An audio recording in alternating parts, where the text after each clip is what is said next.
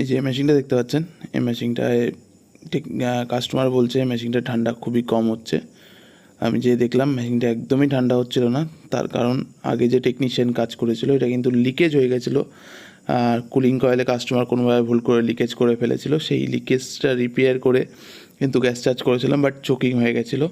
So চলুন আমি কীভাবে রিপেয়ার করি সেটা আপনাদের দেখিয়ে দিচ্ছি। এই যে দেখতে পাচ্ছেন আমি কিন্তু কম্প্রেসার অয়েল নিয়ে এসেছি। যেহেতু কম্প্রেসার অয়েলের হিউমিডিটি অথবা জল থেকে যেতে পারে, তার জন্য দেখুন কম্প্রেসার অয়েলটা কতটা কালো হয়ে গেছে দেখুন।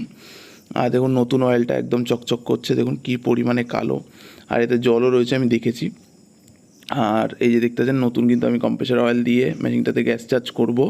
আর মেশিনটা কিন্তু প্রচণ্ড পরিমাণে নোংরা ছিল, আপনারা ফার্স্টেই দেখেছেন।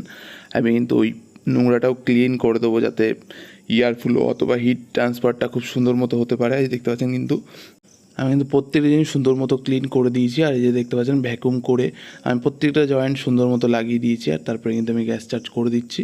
তখন গ্যাস ব্যাক প্রেশার আমি কিন্তু 0 রেখেছি। আর এই দেখতে পাচ্ছেন মেশিন কিন্তু একদম এখন ফার্স্ট ক্লাস চলছে, ফার্স্ট ক্লাস ঠান্ডা হচ্ছে। তারপরে আমি ভালো করে লিকগুলো টেস্ট করে নিলাম, কারণ যদি আমার লিকেজ কোনো রকম ঝালায় ভুল থাকে সো সেটা যেন ঠিক হয়ে যায় বা ঠিক করে দিতে পারি আমি, সেটাও চেক করে নিলাম। এই দেখতে পাচ্ছেন কুলিং কয়েল একদম দেখুন খুব জোর হলে 5 মিনিট চলেছে, একদম বরফ চলে এসছে প্রায়। সো কেমন লাগলো আমার ভিডিওটা অবশ্যই জানাবেন। Thank you for watching.